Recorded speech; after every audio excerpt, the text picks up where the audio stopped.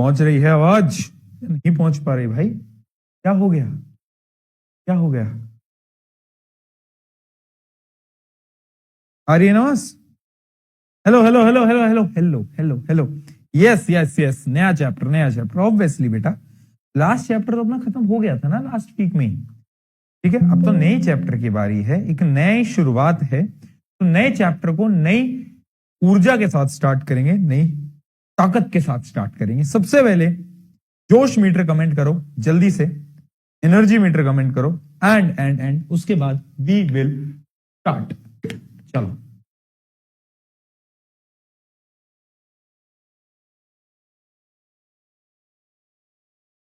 आगे सब। हाँ, 8:40 पे तो क्लास स्टार्ट होती है अपनी। कौन सी नई बात है आज? कौन सी नई बात है आज?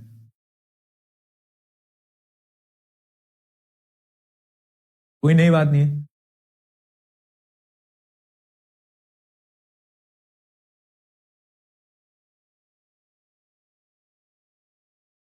चलो लेट अस स्टार्ट। सब आ गए हैं, एनर्जी मीटर सबका हाई है, जोश मीटर सबका हाई है। सो लेट अस स्टार्ट आज का चैप्टर जो कि है कार्बन एंड इट्स कंपाउंड्स। ये बड़ा इंटरेस्टिंग चैप्टर है ना? इंपॉर्टेंट है बहुत ज्यादा। जितना इंपॉर्टेंट तुम सोच सकते हो ना, उससे भी कई कई कई कई कई गुना ज्यादा इंपॉर्टेंट है। क्यों है इंपॉर्टेंट, कोई बताएगा? इसके सवाल पेपर के अंदर 7 से 8 नंबर के आते हैं। कितने के आते हैं बेटा? 7 से 8 नंबर के आते हैं।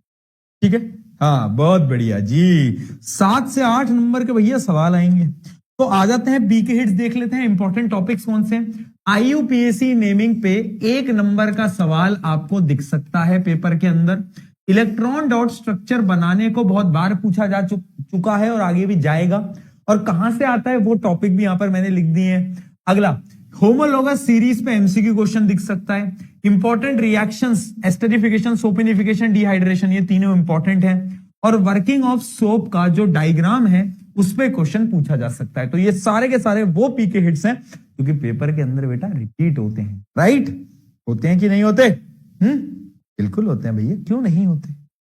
बिल्कुल होते हैं। क्या बात कर रहे हो? हाँ, AK-47? क्या AK-47 क्या लिख रहे हो भाई? क्या हो गया है?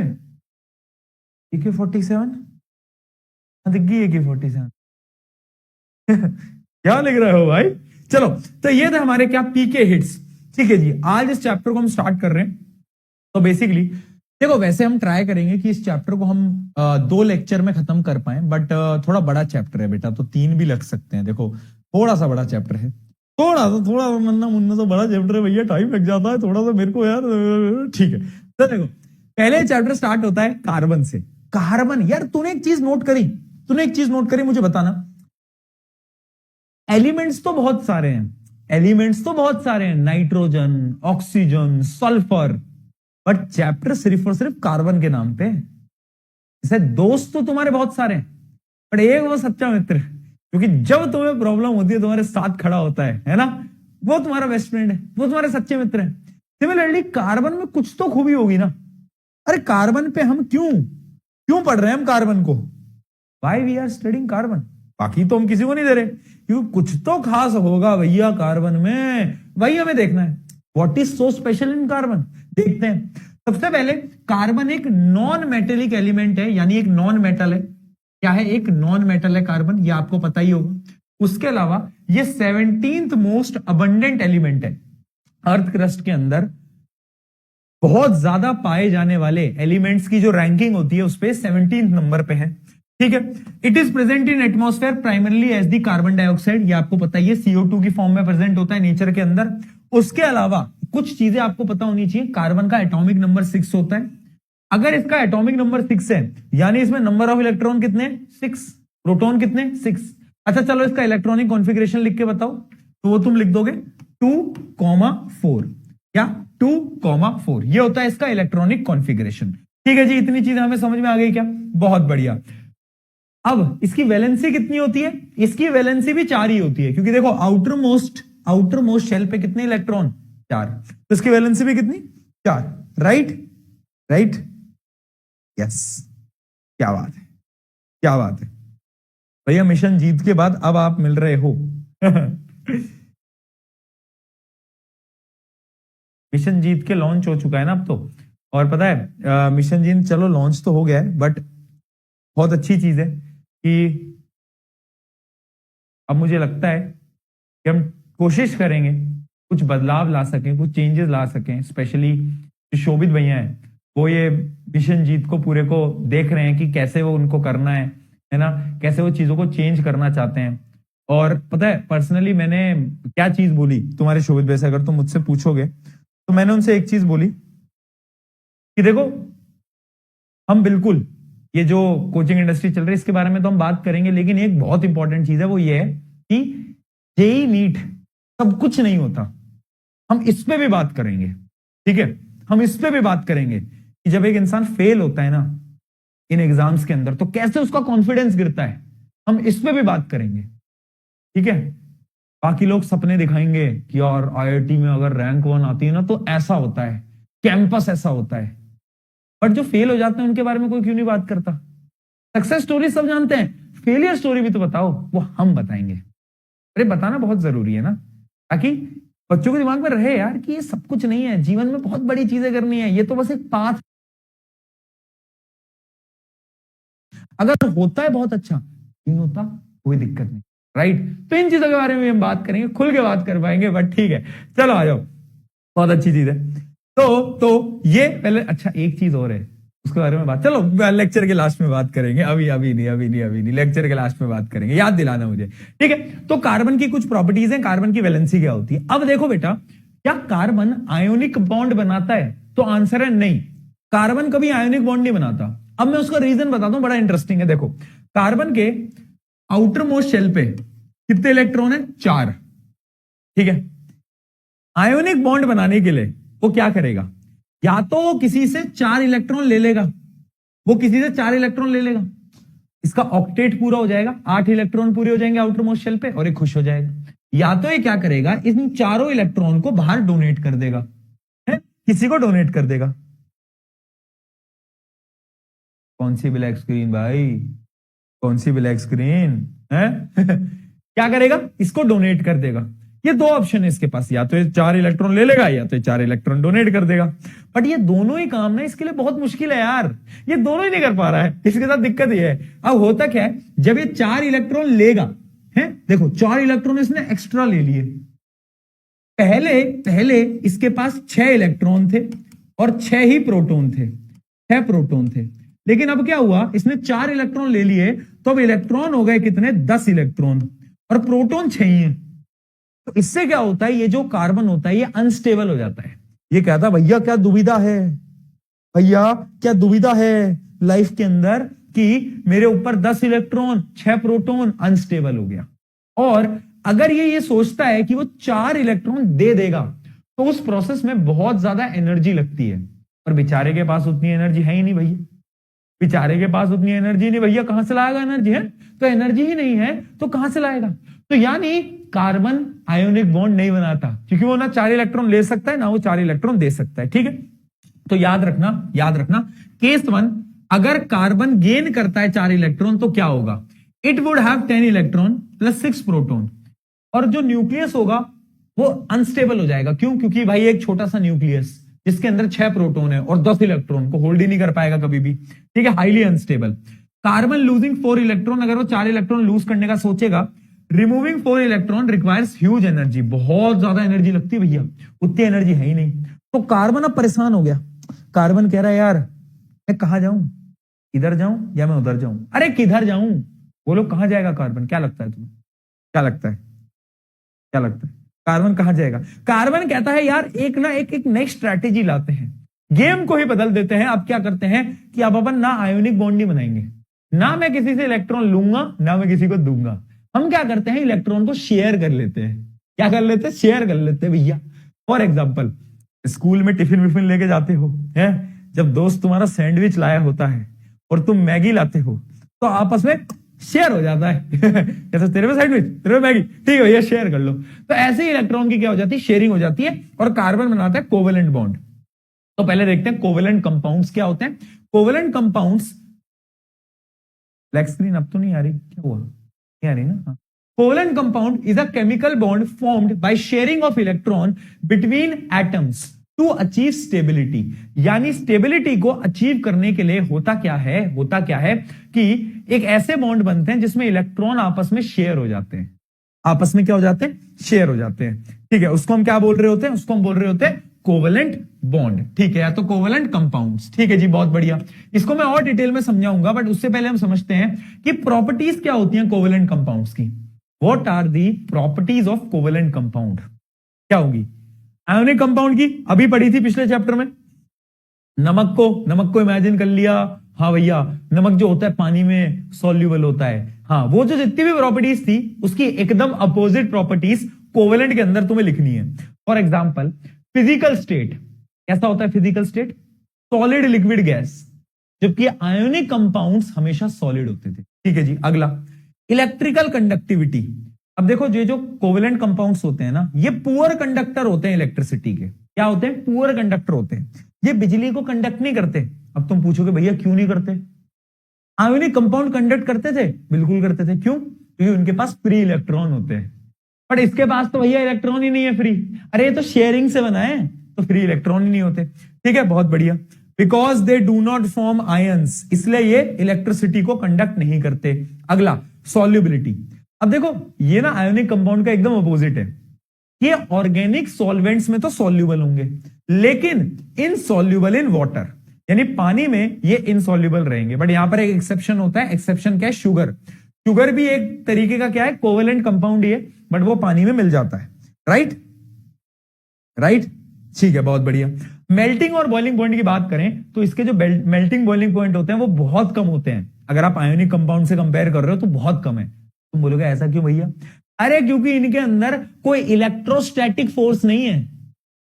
आयोनिक कंपाउंड में क्या था, स्ट्रॉन्ग इलेक्ट्रोस्टैटिक फोर्स। क्या इसके पास कोई इलेक्ट्रोस्टैटिक फोर्स नहीं है भैया, तो यानी इसकी जो फोर्स ऑफ एक मिनट रुको, अब आइए ब्लैक स्क्रीन, अब मुझे पकड़ में आ गई। एक मिनट रुको, पकड़ में आ गई मुझे। हाँ, जरा देखें क्या हुआ है।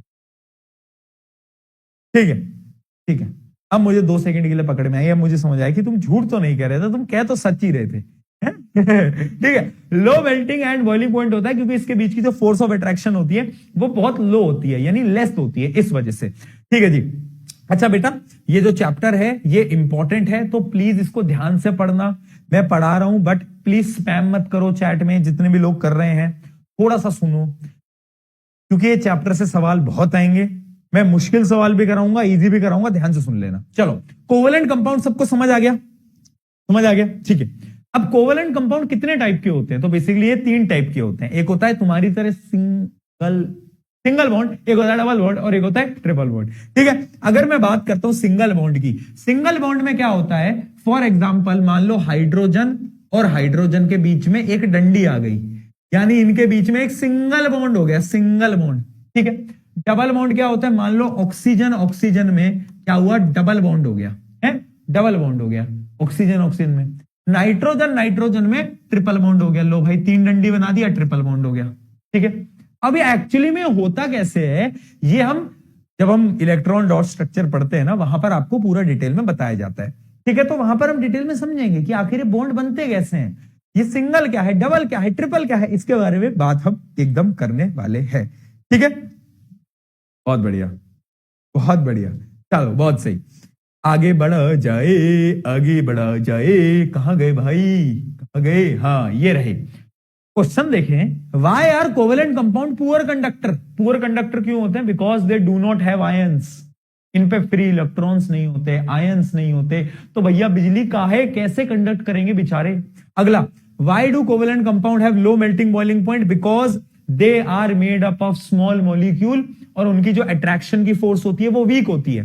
ठीक है, because they are made up of small molecule held together by weak intermolecular forces, यानी इनके बीच की जो फोर्स है ना, फोर्स वो वीक है। तुम्हारे और उसके बीच की जो फोर्स है वो तो बहुत स्ट्रांग है, तभी तो तुम बार बार अट्रैक्ट हो जाते हो। बेटा तुम्हारी तरफ से स्ट्रांग है, उसकी तरफ से तो ना के बराबर ही है। ठीक है, तुम ही हो रहे हो बार बार अट्रैक्ट। आ जाओ अगला, differentiate between ionic and covalent compound. Ionic compound और कोवेलेंट कंपाउंड में क्या डिफरेंस है, वही सारे डिफरेंस। आयोनिक की पहले प्रॉपर्टीज लिख दो, उसकी अपोजिट प्रॉपर्टीज कोवेलेंट में लिख के आ जाओ। वेरी सिंपल, कुछ भी नहीं करना है। इसकी प्रॉपर्टी लिखो, इसकी अपोजिट प्रॉपर्टी कहां पर, यहां पर लिख दो। चलो बहुत बढ़िया, ठीक है, सही है। आगे बढ़ा जाए, आगे बढ़ा जाए। चलो, अब इतना तो हम समझ गए कि जो कार्बन है ना वो बहुत खास है। क्यों? क्योंकि carbon do not form ionic compound, they form covalent compound. उतने में किसी को कोई दिक्कत, कोई समस्या? हाँ भैया, नहीं है दिक्कत। रीजन समझ आया? वो जो रीजन है ना बेटा, वो बहुत इंपॉर्टेंट है। सवाल आता है पेपर के अंदर कि कार्बन आयोनिक कंपाउंड क्यों नहीं बनाता, why it only forms covalent bond.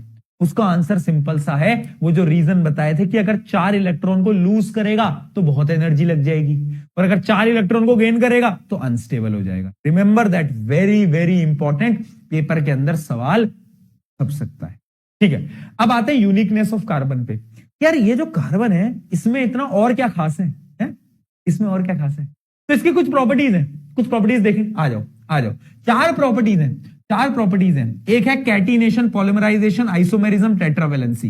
ये 4 प्रॉपर्टीज हैं कार्बन की यूनिकनेस, यानी कार्बन के पास कुछ खास है? वैसे अगर तुम देखोगे जितने भी ऑर्गेनिक कंपाउंड्स हैं, इनऑर्गेनिक कंपाउंड्स हैं, सब कोई कार्बन के बने हुए हैं, सारे कंपाउंड्स कार्बन के बने हैं। तो ये 4 प्रॉपर्टीज की वजह से कार्बन इतना यूनिक होता है। पहली प्रॉपर्टी कैटिनेशन। अब ये कैटिनेशन को देखकर किसी के दिमाग में अगर कैट और नेशन यानी बिल्लियों का देश अगर आ रहा है तो तुम्हारा और मेरा सोचने का लेवल एकदम मैच कर चुका है। तुम भी एकदम ब्रेन रॉट हो गए हो। चलो, कैटिनेशन, कैटिनेशन बिल्लियों का नेशन नहीं होता, बिल्लियों का देश नहीं होता। कैटिनेशन होती है सेल्फ लिंकिंग प्रॉपर्टी, यानी कार्बन जैसी अपने जैसे किसी को देखता है ना तो जुड़ जाता है उसके साथ, कहता है अरे इसके साथ तो बॉन्ड बना लेता हूं, अरे इससे तो जुड़ जाता हूं यार। तो कार्बन खुद को देखते ही खुश हो जाता है और बॉन्ड बना लेता है, उसको हम बोलते हैं catenation. Carbon shows catenation because of strong covalent bond between carbon atoms, यानी कार्बन की ये जो सेल्फ लिंकिंग प्रॉपर्टी है उसको हम क्या बोलते हैं? कैटिनेशन। ठीक है, अगला होता है पॉलिमराइजेशन। पॉलिमराइजेशन क्या होता है कि कार्बन के छोटी छोटी चेन्स, जिनको हम मोनोमर बोलते हैं, क्या बोलते हैं बेटा? मोनोमर। मोनोमर क्या होते हैं? कार्बन की छोटी चेन्स, वो आपस में जुड़ती जाती हैं और बहुत बड़ी चेन बन जाती है, जिसको हम बोलते हैं पॉलीमर्स। कार्बन की छोटी चेन मिलके बन गई बड़ी चेन, जिनको हम पॉलीमर बोल रहे हैं, और उस प्रोसेस को हम बोलते हैं पॉलीमराइजेशन। ठीक है, chemical process that combine several monomers to form a polymer और पॉलीमेरिक कंपाउंड। ठीक है, जल्दी बताओ, कोई दिक्कत, कोई परेशानी? फटाफट बताओ।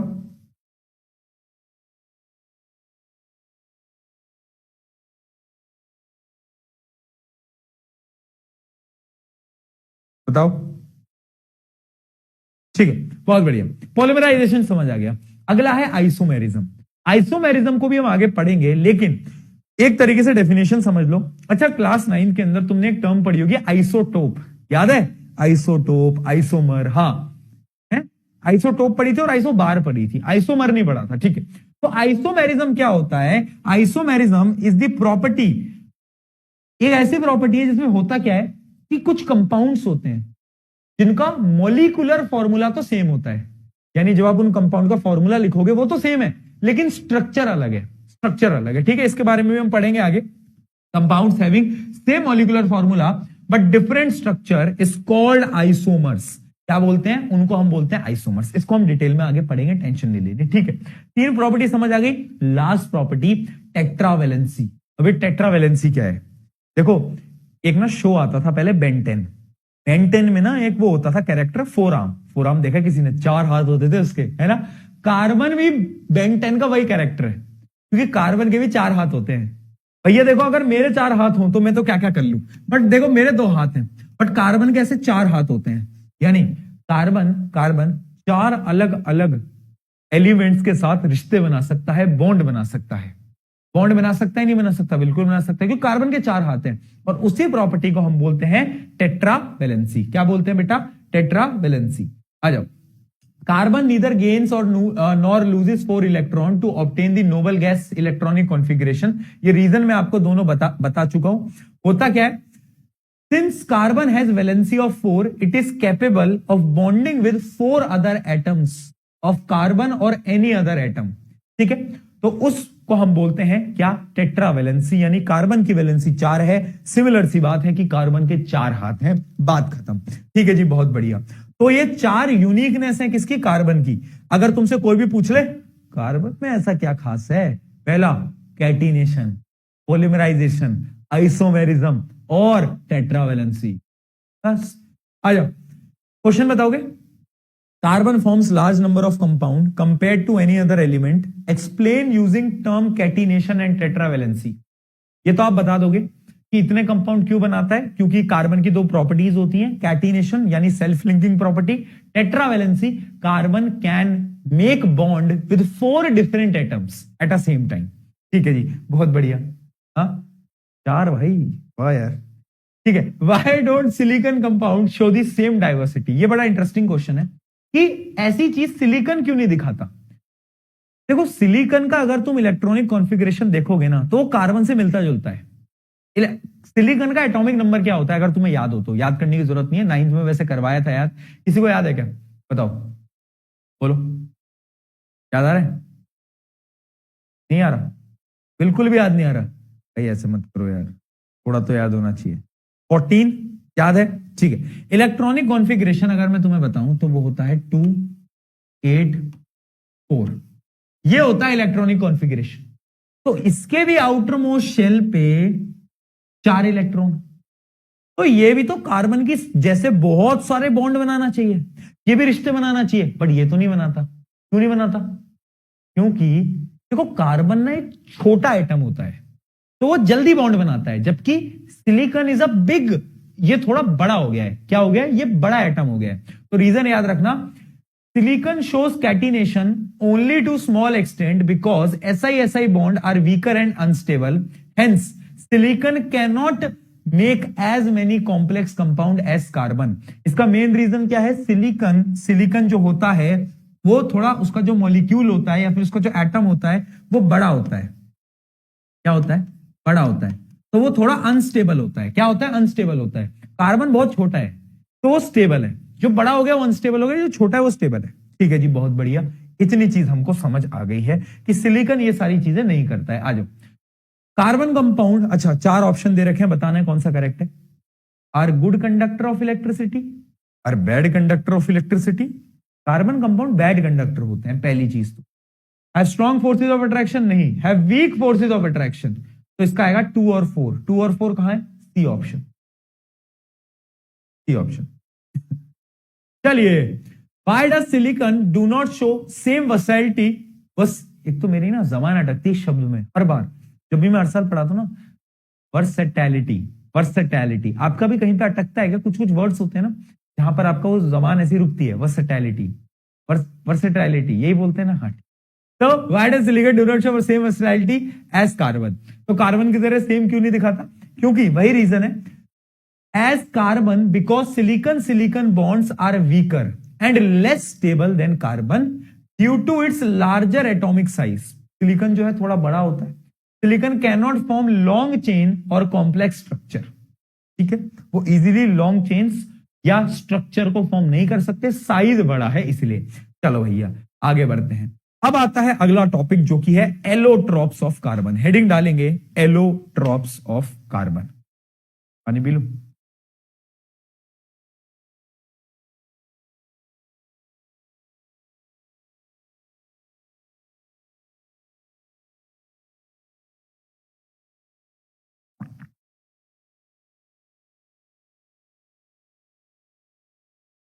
चलो एलोट्रॉप्स की बात करें।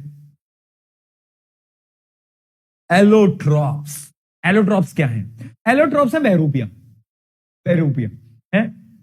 और ये बहरूपिया से याद आया, आजकल क्या हो रहा है, थोड़ा सा तुम भी ध्यान रखना कि जैसे फेक टेलीग्राम चैनल बन जाते हैं, है ना। आज मुझे मेरी दीदी ने बताया कि कुछ जैसे फेक टेलीग्राम चैनल नहीं होते जिसमें कि आपकी फोटो लगी होती है, जैसे मेरी फोटो है और चैनल का नाम भी सेम है जो कि मेरे एक्चुअल टेलीग्राम चैनल का नाम है, और उसमें बच्चे जुड़े हुए होंगे, 1000-2000 बच्चे जुड़े हुए हैं। और उसमें वो क्या करता है, जो भी उसको चला रहा है वो स्कैम करता है। कैसे स्कैम करता है? उसमें ना वो क्यूआर कोड डालता है और ये बोलता है कि बच्चों डोनेट करो इस पे। और तुम कर भी देते हो, तुम्हें बिल्कुल भी वो नहीं होता कि मैं ऐसा क्यों करूंगा, मैं ऐसा क्यों करूंगा, मूर्खो है, मूर्ख बालक बालिकाओं, मैं ऐसा क्यों करूंगा, मुझे एक बात बताओ, थोड़ा तो दिमाग लगाओ ना यार। तो तुम कैसे कर देते हो यार ऐसा कुछ? अगर ऐसा हो रहा है तो उस टेलीग्राम ग्रुप को छोड़ो यार, बाहर निकलो प्लीज। हाँ चलो, एक बच्चा है, किसी ने ग्रुप बना रखा है और वो क्या क्या इंटेलिजेंट बच्चा है, खुद ही का क्यूआर कोड डालता है और कहता है डोनेट करो।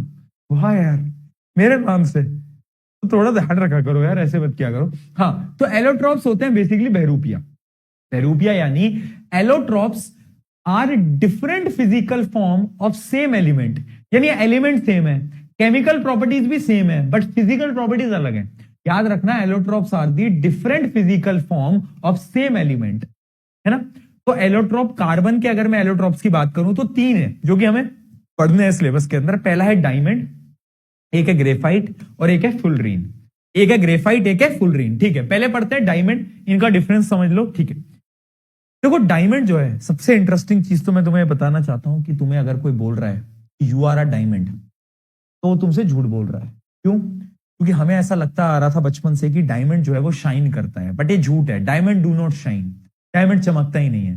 जब डायमंड को खदान से निकाला जाता है ना, वो शाइन ही नहीं करता। फिर क्या होता है, डायमंड की कटिंग करी जाती है, बाल वाली कटिंग नहीं, कटिंग यानी वो जो कटिंग वाला प्रोसेस होता है उससे, और ऐसी शेप में कट किया जाता है कि उसमें लाइट आती है और लाइट बार बार रिफ्लेक्ट होती है, जिसकी वजह से आपको डायमंड शाइन करता हुआ दिखता है। बट एक्चुअली में रॉ डायमंड शाइन नहीं करता कभी भी। अगर तुमसे कोई कह रहा है यू आर अ डायमंड, तो कहना कि डायमंड तो शाइन ही नहीं करता भैया, झूठ बोल लो, झूठ बोल लो, ठीक है। तो डायमंड डू नॉट शाइन। अब डायमंड का पहले स्ट्रक्चर समझना। Diamond is a 3 dimensional network with strong carbon carbon covalent compound, यानी ये थोड़ा 3 डायमेंशनल स्ट्रक्चर होता है। इसका मैं स्ट्रक्चर दिखा भी देता हूं। ये 3D के फॉर्म में होता है, जिसमें एक कार्बन 4 अलग अलग कार्बन से जुड़ा हुआ होता है। देखो 4 अलग अलग कार्बन से क्या है, वो जुड़ा हुआ है, ठीक है। यस, धोखा। ठीक है, तो 4 अलग अलग कार्बन से एक कार्बन क्या है, जुड़ा हुआ है। तो इसके चारों हाथ भरे हुए हैं भैया। अगर चारों हाथ किसी के भरे हुए हैं, मुझे एक बात बताओ, मेरे 2 हाथ हैं, एक में दे दोगे मुझे कुछ, दूसरे में दे दोगे कुछ, अब बोलोगे भैया एक चीज हो रहा है आपके लिए, तो मैं नहीं ले पाऊंगा ना। अरे 2 ही हाथ है मेरे। सिमिलरली जब इसके चारों हाथ भरे होते हैं तो क्या इसके पास कोई फ्री इलेक्ट्रॉन होता है? नहीं होता, नहीं होता। जिस वजह से डायमंड इलेक्ट्रिसिटी को कंडक्ट नहीं करते, बिजली को कंडक्ट नहीं करते, ठीक है। तो याद रखना पहली चीज, डायमंड बहुत हार्ड होते हैं, स्ट्रक्चर 3D होता है इसका, एक कार्बन 4 कार्बन से जुड़ा होता है, shines when expose to light, यानी जब लाइट में डालते हो तब शाइन करता है, क्योंकि इस प्रकार से उसको काटा जाता है। और poor conductor of electricity, melting point इसका बहुत ज्यादा हाई होता है, ठीक है। यूजेस बताने की जरूरत नहीं है, ज्वेलरी इसके अंदर यूज किया जाता है, ऑब्वियस सी बात है। अब आते हैं ग्रेफाइट के ऊपर, ये बहुत इंपॉर्टेंट है ग्रेफाइट। यार ये जो ग्रेफाइट है ना, ये सबसे इंटरेस्टिंग है।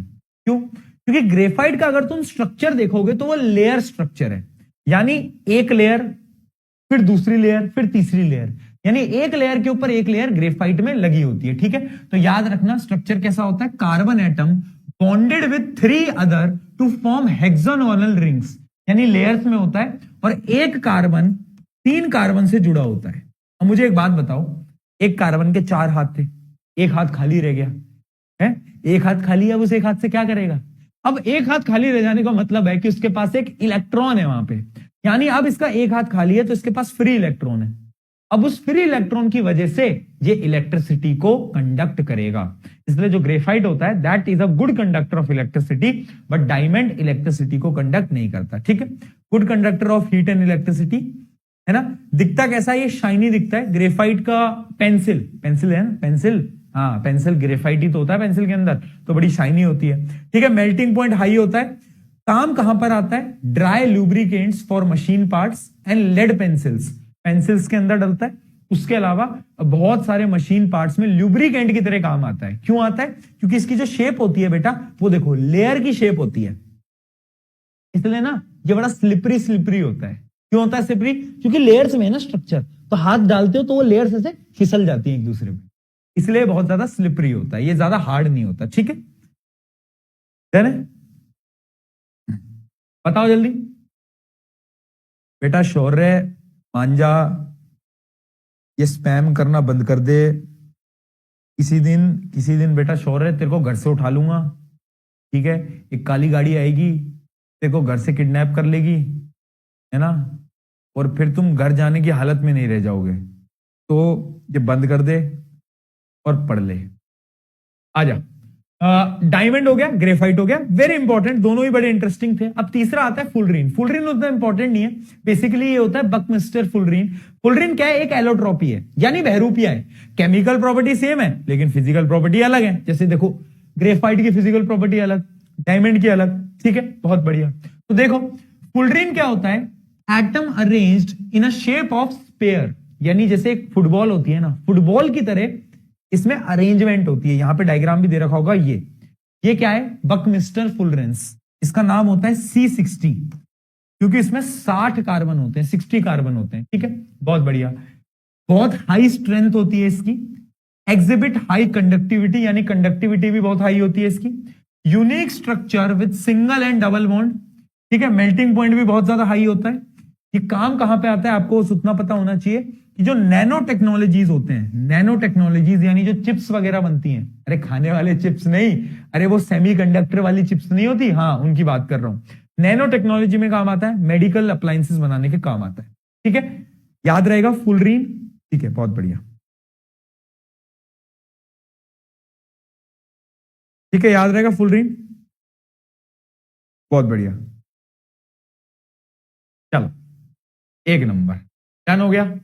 Diamond, graphite, fullerene, allotrope, allotrope, allotrope. याद क्या रखना है कि diamond do not conduct electricity, but ये करता है। रीजन क्या है? इसके पास फ्री इलेक्ट्रॉन है, इसके पास फ्री इलेक्ट्रॉन नहीं होता। शेप याद रखना, इसकी शेप 3D में होती है, इसकी शेप लेयर्स में होती है। चलो इसके कुछ क्वेश्चन देखते हैं। Why is graphite good conductor of electricity while diamond is not? देख लो, यही क्वेश्चन मैं आपको बोल रहा था कि बार बार पूछा गया कि ग्रेफाइट क्यों कंडक्ट करता है? क्योंकि उसके पास फ्री इलेक्ट्रॉन होता है, जबकि डायमंड के पास फ्री इलेक्ट्रॉन नहीं होता। इतना क्लियर हो गया?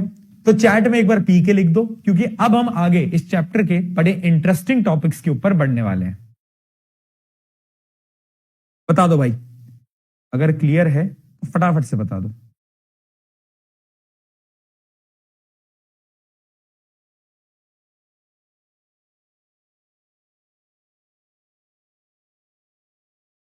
बहुत बढ़िया, डन है, ठीक है, आ गया है। चलो अब पढ़ते हैं type of compound.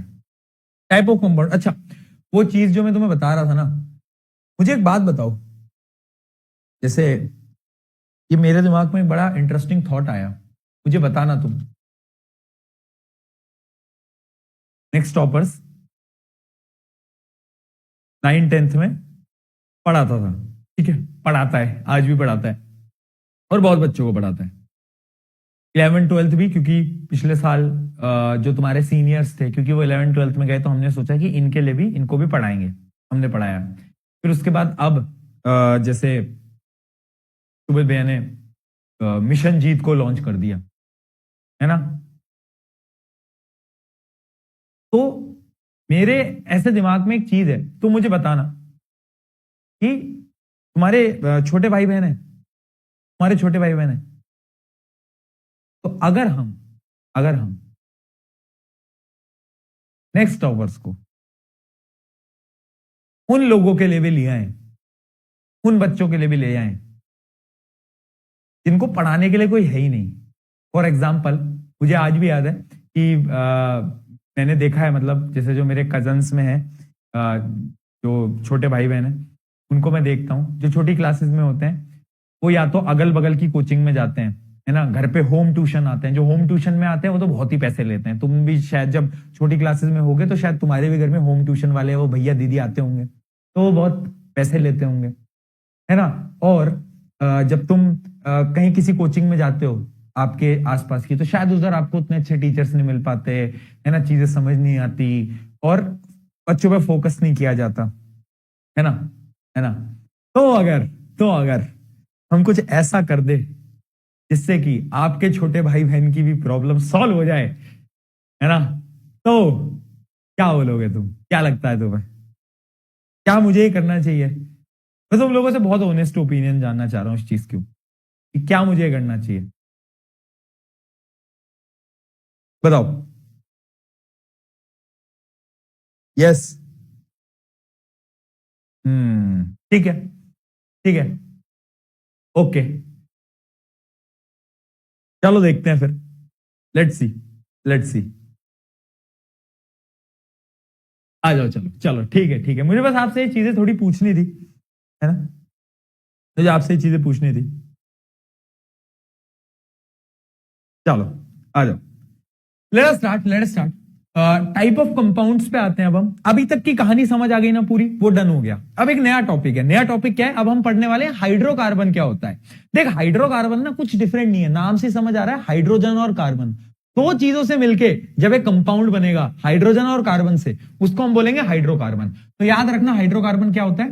Compound containing only C and H, यानी उनके पास सिर्फ सी होता है और एच होता है, कार्बन होता है, और उसके अलावा क्या होता है दूसरा? ध्यान से देख ले बेटा, दूसरा क्या है? हाइड्रोजन होता है। ठीक है, उनको हम बोलते हैं हाइड्रोकार्बन।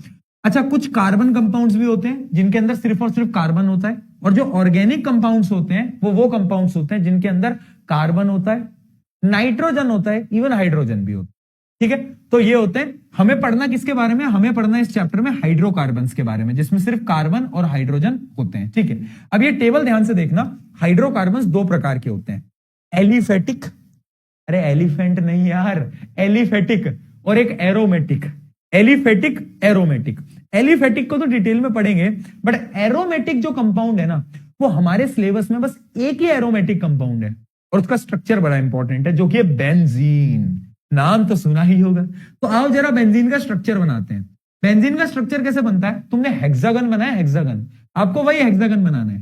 कार्बन, कार्बन से हेक्सागन बनाना है। देखो, हेक्सागन में कितनी साइड होती है बेटा? ये आ गया हेक्सागन, समझते हो ना? 1 2 3 4 5 6 हेक्सागन बन गया। ऐसा आपको सबसे पहले हेक्सागन बनाना है कार्बन कार्बन से। ठीक है, बेंजीन का स्ट्रक्चर बना रहा हूं मैं, ध्यान से देख लो। ये इकलौता इकलौता ऐसा वो है, ऐसा एरोमेटिक कंपाउंड है जो कि आपके सिलेबस में है, बेंजीन। इसमें पूछा जाता है, डायग्राम ड्रॉ करने के लिए पूछा जाता है। पहले हेक्सागन बना दिया एक, किसका? कार्बन का। अब क्या करोगे? अब तुम ना डबल बॉन्ड लगाओगे, अल्टरनेटिव। अल्टरनेटिव यानी एक को छोड़ के एक। मान लो मैं शुरुआत करता हूं यहां से, तो मैं जरा इसमें एक लगा देता हूं, ठीक है, फिर इसको छोड़ दे, इसमें एक लगा दे, इसको छोड़ दे, इसमें एक लगा दे, इसमें एक लगा दे। अब मुझे एक बात बताओ, लॉजिकल सोचो, एक कार्बन के कितने हाथ? भैया एक कार्बन के 4 हाथ होते हैं। अब ध्यान से देख, इस कार्बन के 2 हाथ तो यहां गए, एक हाथ यहां गया, कितने बच गए? एक हाथ बच गया। और याद रखना, हाइड्रोकार्बन में जब भी कोई हाथ बच जाए तो उस हाथ में हाइड्रोजन जोड़ दो। क्या जोड़ दो? हाइड्रोजन। तो अब मैं क्या करूंगा, इसका एक हाथ बच गया, उसमें मैं हाइड्रोजन जोड़ दूं। सिमिलरली इसको देखो, 2 हाथ यहां गए, एक हाथ यहां आया, तो हाइड्रोजन जोड़ दिया। इस पे भी एक हाइड्रोजन जोड़ दिया, इस पे भी एक हाइड्रोजन जोड़ दिया, इस पे भी एक हाइड्रोजन, इस पे भी एक हाइड्रोजन। ठीक है, बहुत बढ़िया। तो ये है स्ट्रक्चर ऑफ बेंजीन। किसका स्ट्रक्चर है बेटा? ये बेंजीन का स्ट्रक्चर है। या बहुत बढ़िया। अच्छा, अब इसका अगर मुझे फॉर्मूला लिखना हो तो मैं कैसे लिखूंगा? गिनो कितने कार्बन है? 1 2 3 4 5, 1 2 3 4 5 6 कार्बन। हाइड्रोजन कितने? 6 ही हाइड्रोजन है। तो फॉर्मूला हो जाएगा बेंजीन का C6H6। ये होता है बेंजीन, और ये होता है structure of benzene. Very important, बहुत बार मैंने देखा है जहां पर ये क्वेश्चन पूछा गया है स्ट्रक्चर ऑफ बेंजीन पे। ठीक है, स्ट्रक्चर ऑफ बेंजीन पे बहुत बार ये सवाल पूछा गया है। क्लियर है क्या? बताओ, क्या है? बोलो। यस। तो हीटर कहां से दिख गया? हाँ, तो हीटर कहां से दिखा? अच्छा, ये शेडो आ रही है। भाई क्या स्मार्ट लोग हो यार, तुम कितने स्मार्ट हो। इतना अगर पढ़ाई में दिमाग लगा लो ना तुम यार, कितने स्मार्ट हो यार तुम। मैं तो ये सोचता हूँ कि अगर इसका 1% भी तू लगा लेना पढ़ाई में, तो तू कहां से कहां पहुंच जाएगा ना, पर नहीं। चलो, तो ये एरोमेटिक समझ आ गया। Now let's talk about aliphatic. Aliphatic में 3 पार्ट होते हैं, 3 पार्ट होते हैं, तीनों मैं आपको बताऊंगा और कूद कूद के बताऊंगा। कूद कूद के बताओ। वो मीम देखा है? नहीं देखा है? चलो मैं तुम्हें बताता हूं। देखो 3 होते हैं, एक होता है एल्केन, एक होता है एल्कीन और एक होता है एल्काइन। डिफरेंस क्या होता है? एल्केन वो होते हैं, एल्केन वो होते हैं जिसमें कार्बन कार्बन में हमेशा सिंगल बॉन्ड होगा। अगर हर जगह कार्बन और कार्बन में तुम्हें सिंगल बॉन्ड दिख जाए तो बोल देना वो एल्केन है। अगर कार्बन कार्बन के बीच में कहीं पर भी डबल बॉन्ड दिख जाए तो बोल देना वो एल्काइन है। जैसे एक डबल बॉन्ड भी अगर दिख जाए तो वो एल्काइन है। और अगर कार्बन कार्बन के बीच में ट्रिपल बॉन्ड दिख जाए तो वो है एल्काइन। ये एल्कीन है, सॉरी, ये एल्कीन है और यह है एल्काइन। ठीक है, ये एल्कीन है, एल्काइन है, वो एल्केन है। ठीक है, single bond, double bond, triple bond. ठीक है, इतना समझ आ गया। अब मुझे एक बात बताओ, मैं तुम्हें एक चीज बताता हूं। अगर कार्बन कार्बन के बीच में सिंगल बॉन्ड है, फॉर एग्जाम्पल देखना बेटा, ये कार्बन, ये कार्बन, ये कार्बन, ये कार्बन, और सब पे क्या करोगे? हाइड्रोजन जुड़े होंगे, क्योंकि जब भी हाथ खाली होता है तो हाइड्रोजन जुड़ा होता है। Hydrogen hydrogen hydrogen hydrogen hydrogen, hydrogen जुड़े हुए हैं। तो मुझे एक बात बताओ, ये क्या है? ये एल्केन है। क्या एल्केन पे मैं किसी भी चीज को ऐड करवा सकता हूं? नहीं, सारे हाथ भरे हुए हैं, तो क्या किसी चीज को मैं ऐड करवा सकता हूं? नहीं करवा सकता। इसलिए एल्केन कहलाते हैं सैचुरेटेड कंपाउंड। सैचुरेटेड का मतलब तो पता ही होगा, जैसे हम बोलते हैं ना कि मेरा दिमाग ना एकदम भैया सैचुरेट हो गया है आज, यानी भर चुका है। क्या अब इसमें कुछ भर सकता हूं मैं? नहीं भर सकता। लेकिन वहीं पे अगर मैं बात करूं एल्कीन की या एल्काइन की, तो देखो इसमें डबल बॉन्ड है, इसमें ट्रिपल बॉन्ड है, तो अब यहां पर हम ऐड करवा सकते हैं, है ना? हाइड्रोजन को ऐड करा सकते हैं ना, बॉन्ड को तोड़ देंगे और हाइड्रोजन को जोड़ सकते हैं। तो एल्कीन और एल्काइन को हम बोलते हैं अनसैचुरेटेड कंपाउंड्स। क्या बोलते हैं? Unsaturated compounds. तो रिमेंबर दिस, ये क्या है? ये है सैचुरेटेड और ये बाकी दोनों क्या है? अनसैचुरेटेड। ठीक है भैया, समझ आ गया। अब इनका ना एक जनरल फॉर्मूला है, वो मैं आपको पहले तो याद करवा देता हूं। याद करेंगे? आओ बेटा, एल्केन एल्कीन एल्काइन का जनरल फॉर्मूला याद करने के लिए गाना सुनेंगे। आ जाओ। गाना क्या है? गाना है बेटा, कह दो ना +2, प्लस नहीं प्लस, कह दो ना +2। ठीक है, यह है एल्केन का, कह दो ना। यह है एल्कीन का, कह दो ना। तीसरा आते हैं, कह दो ना -2। तो 3 होते हैं बेटा, कह दो ना +2, कह दो ना, कह दो ना -2। ठीक है। कूद कूद के बताओ, तूने मीम नहीं देखा? क्या बात है। हाँ, बहुत बढ़िया, बहुत बढ़िया। तो यानी ये होता है क्या? एक जनरल फॉर्मूला एल्केन का, यह है एल्कीन का और यह है एल्काइन का। अब तुम बोलोगे भैया ये एन का मतलब क्या है? एन का मतलब होता है, एन का मतलब होता है कितने कार्बन हैं। फॉर एग्जाम्पल अगर 2 कार्बन हैं तो एन की वैल्यू 2 पुट कर दो यहां पर। ठीक है, तो वो हो जाएगा C2। H में कितना हो जाएगा? 2 × 2 4 + 2 6, तो ये हो जाएगा C2H6। ये एल्केन हो गया। अगर 2 कार्बन है और हमें एल्कीन बनाना है तो एन की वैल्यू 2 पुट करो, C2H4। और अगर हमें एल्काइन बनाना है, 2 कार्बन है, तो वो हो जाएगा C2 2 × 2 4 - 2 2 C2H2। ठीक है, तो अगर मैं तुम्हें बताऊं ये एल्केन है, ये एल्कीन है, ये एल्काइन है, ये जनरल फॉर्मूला बहुत इंपॉर्टेंट है, ये फॉर्मूला तुम्हें याद रहना चाहिए।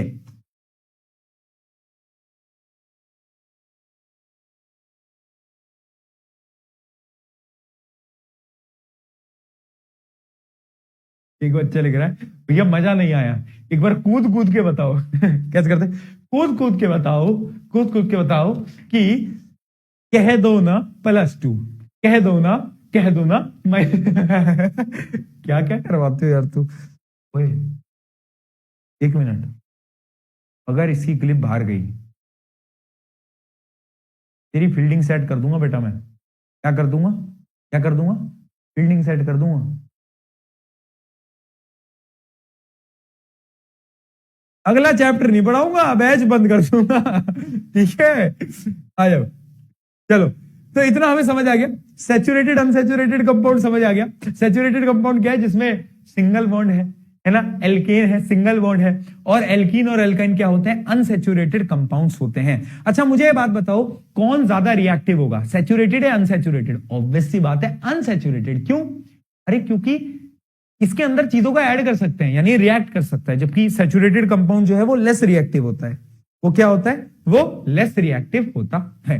ठीक है जी, बहुत बढ़िया, इतना क्लियर हो गया, इतना क्लियर हो गया।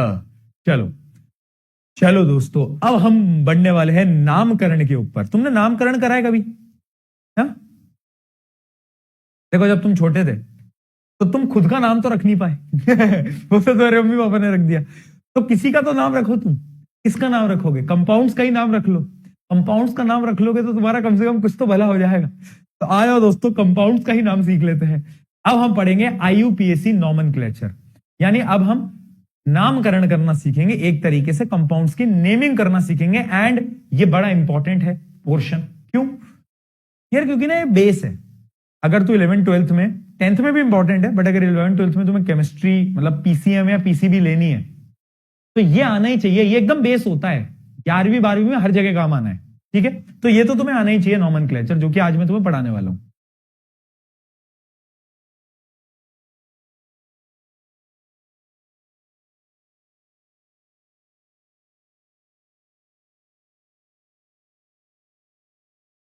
एक मिनट ना।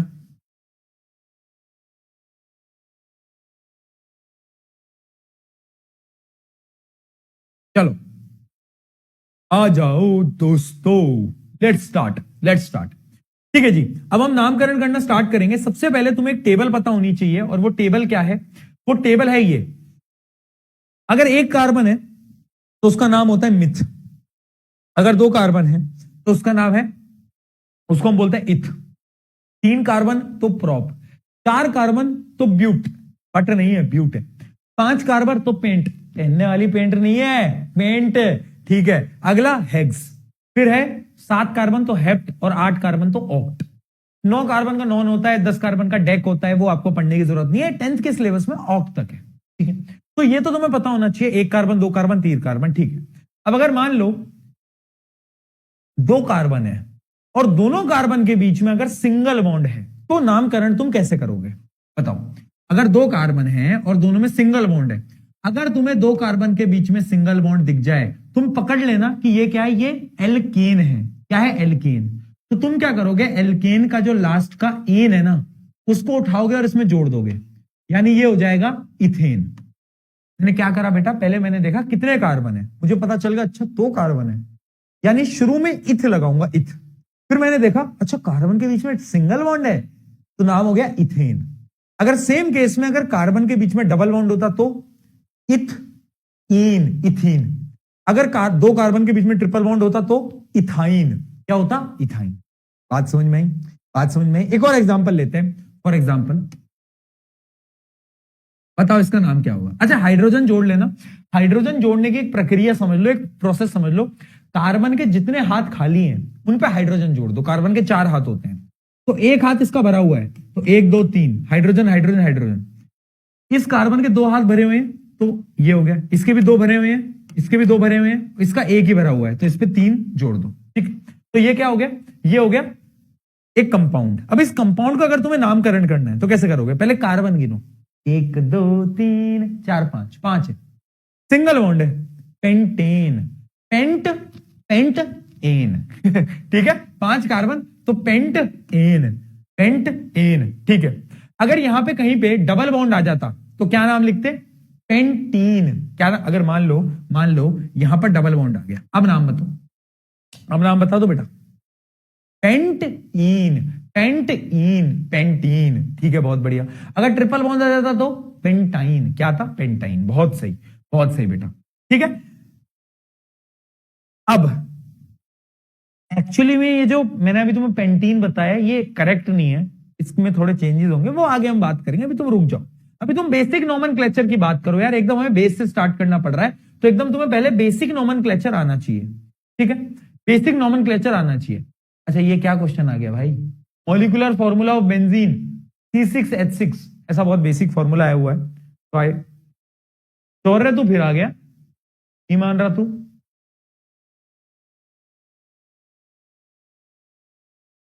स्पैम बैच खत्म होने को आ गया है, बट ये जो तुम्हारे अंदर की चुल है ना, ये खत्म नहीं हो पाई है।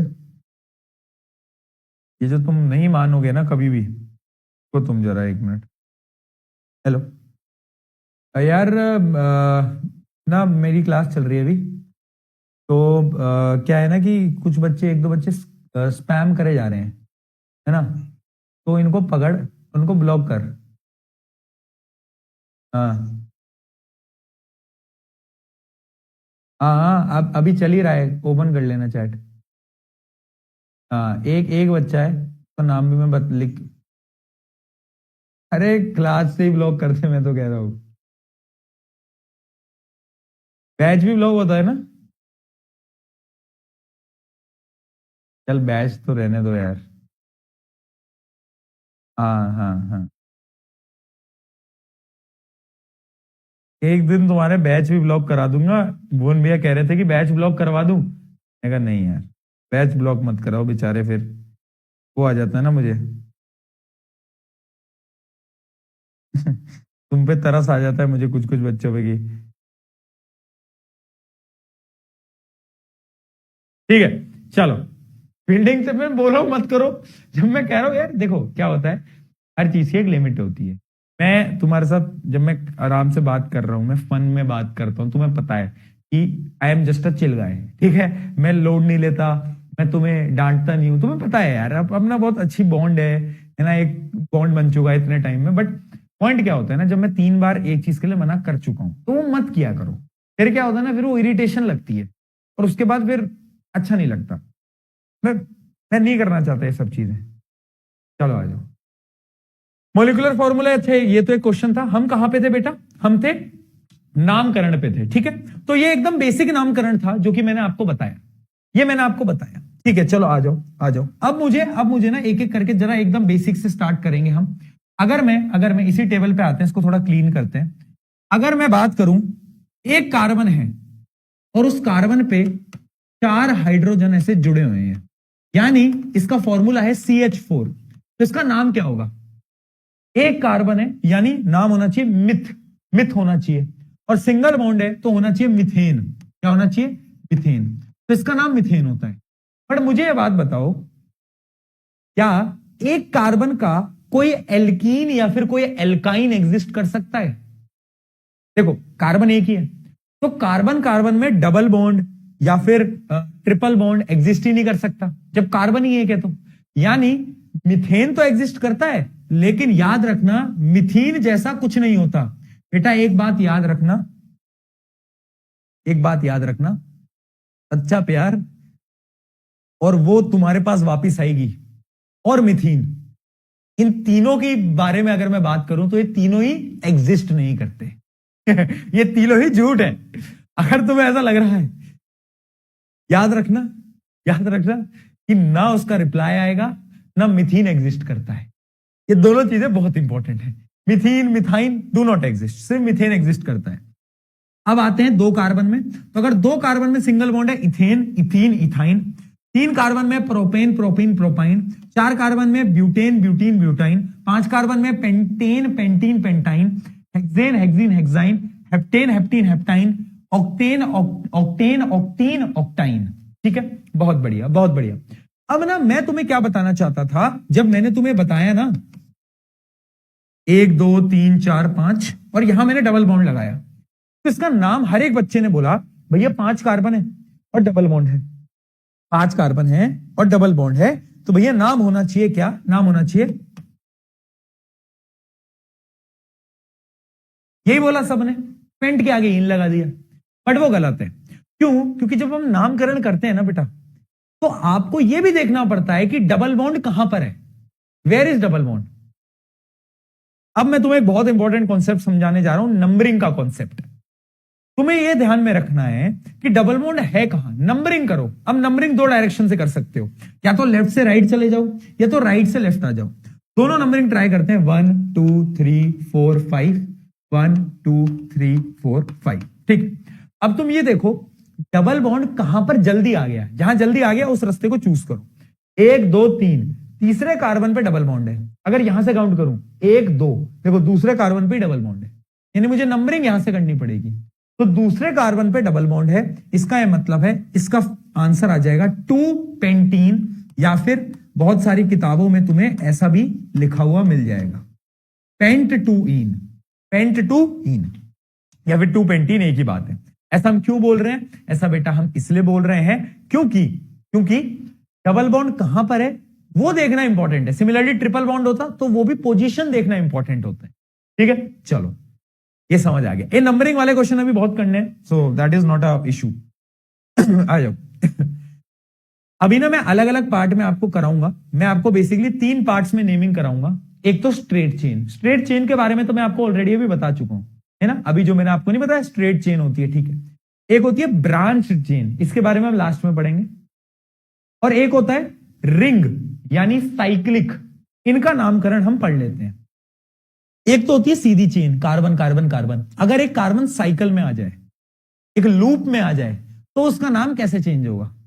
तो देखो बेटा, एक लूप बनने के लिए कितने मिनिमम कार्बन की रिक्वायरमेंट होती है बताओ? एक रिंग बनने के लिए कितने मिनिमम कार्बन की रिक्वायरमेंट होती है बताओ? जैसे कि दोस्ती 3 लोगों की सबसे खतरनाक होती है ना, वैसे जब 3 कार्बन बनते हैं मिनिमम जब 3 कार्बन आएंगे तभी जाकर ऐसा एक सर्कल बन जाएगा, है ना। तो 3 कार्बन मिनिमम होते हैं, 3 के आगे 4 5 6 कितने भी हो सकते हैं। तो अगर एक साइक्लिक स्ट्रक्चर है तो उसका नामकरण कैसे करना है, तो वो हम आ जाओ देखते हैं। ये कहां से आ जाता है बार बार यही एक सवाल भाई, आ गया। हाँ, तो देखो बेटा, टॉपिक है साइक्लो एल्केन्स। फॉर एग्जाम्पल मान लो 3 कार्बन है, अब ये साइकिल में आ गए। अब इसका नाम क्या होगा? इसका नाम क्या होगा? पहले क्या करोगे? पहले तो तुम हाइड्रोजन जोड़ दो। एक कार्बन के 2 हाथ भरे हुए हैं, 2 हाइड्रोजन 2 हाइड्रोजन 2 हाइड्रोजन, बहुत बढ़िया। अब इसका नाम बताओ। तुम बोलोगे भैया ऑब्वियस सी बात है, 3 कार्बन है तो 3 कार्बन के लिए हम क्या बोलते थे? मिथ इथ प्रोप। और सिंगल बॉन्ड है तो हम बोलेंगे प्रोपेन, प्रोपेन बोलेंगे नहीं, क्योंकि ये साइक्लिक है तो इसको हम बस एक शब्द हम पहले लगाएंगे जो कि है साइक्लो। क्या लगाएंगे? साइक्लो। और इसका पूरा नाम हो जाएगा साइक्लोप्रोपेन। क्या हो जाएगा? साइक्लोप्रोपेन। ठीक है, बहुत बढ़िया, मतलब बहुत सिंपल है। एक बार इसका बताओ, इसका नाम बताओ। 1 2 3 4 5, 5 कार्बन है, 5 कार्बन है। हाइड्रोजन जोड़ लेना बेटा, हाइड्रोजन तुम अपने हिसाब से जोड़ लेना। 1 2 3 4 5 6 7 8 9 10। इसका नाम बताओ। क्या लग रहा है? बहुत बढ़िया, बच्चे लिख रहे हैं इसका नाम, जो कि एकदम सही भी लिख रहे हैं, साइक्लोपेंटेन। साइक्लोपेंटेन, बहुत बढ़िया। नॉर्मल नाम पेंटेन है, बस साइक्लो लगा दो। तो साइक्लो के तो क्वेश्चन बहुत इजी है, तुम नॉर्मल नामकरण करो और आगे साइक्लो लगा दो। दिस इज वेरी बेसिक भाई, ये तो कोई भी कर लेगा। ठीक है भैया, ये तो हम कर लेंगे, थोड़े मुश्किल सवाल कराओ। अब मुश्किल सवाल कराने के लिए ही हमें पढ़ना होगा फंक्शनल ग्रुप।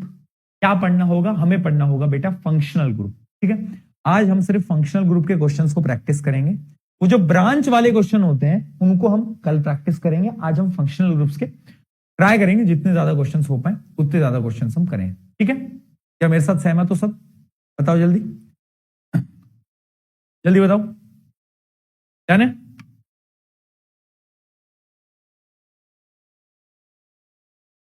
ठीक है, बहुत बढ़िया।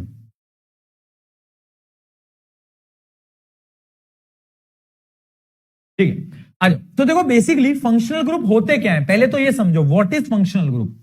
फंक्शनल ग्रुप क्या होता है?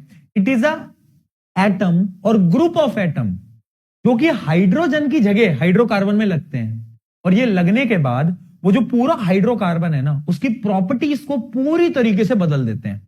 यानी इनका काम क्या है? ये अटैच हो जाते हैं, हाइड्रोजन को लात मार के भगा देते हैं, और ये हाइड्रोकार्बन की पूरी प्रॉपर्टीज को भगा देते हैं, चेंज कर देते हैं। ठीक है, तो ये कुछ अलग अलग ग्रुप्स होते हैं फंक्शनल ग्रुप। जैसे कि एक होता है हेलोजन, एल्कोहल, 4 बोतल vodka, alcohol, aldehyde, ketone, carboxylic acid, ये सारे के सारे एक एक करके स्टार्ट करते हैं। सबसे पहले स्टार्ट करते हैं एल्केन्स, सॉरी हेलो एल्केन्स यानी हेलोजन्स। पहला ग्रुप है हमारा हेलोजन्स। हेलोजन्स क्या होता है? मान लो हेलोजन्स क्या होता है? अगर एक कार्बन की चेन में हाइड्रोजन को डिस्प्लेस करके हुआ क्या कि यहां पर हाइड्रोजन था, इसकी जगह अगर एक क्लोरीन, एक आयोडीन या फिर एक ब्रोमीन लग गया, या तो क्लोरीन है, आयोडीन है, ब्रोमीन है, तीनों ही हेलोजन फैमिली से बिलोंग करते हैं। ये तीनों के तीनों कहां से बिलोंग करते हैं बेटा? हेलोजन फैमिली से बिलोंग करते हैं। तो इन तीनों में से अगर कोई भी हुआ ना बेटा, तो भी हम बोलेंगे हेलोजन ग्रुप है। ठीक है, बहुत सही। अब देखो बेटा, ये 3 कार्बन है, ये 3 कार्बन है। अब इसका नामकरण कैसे करेंगे?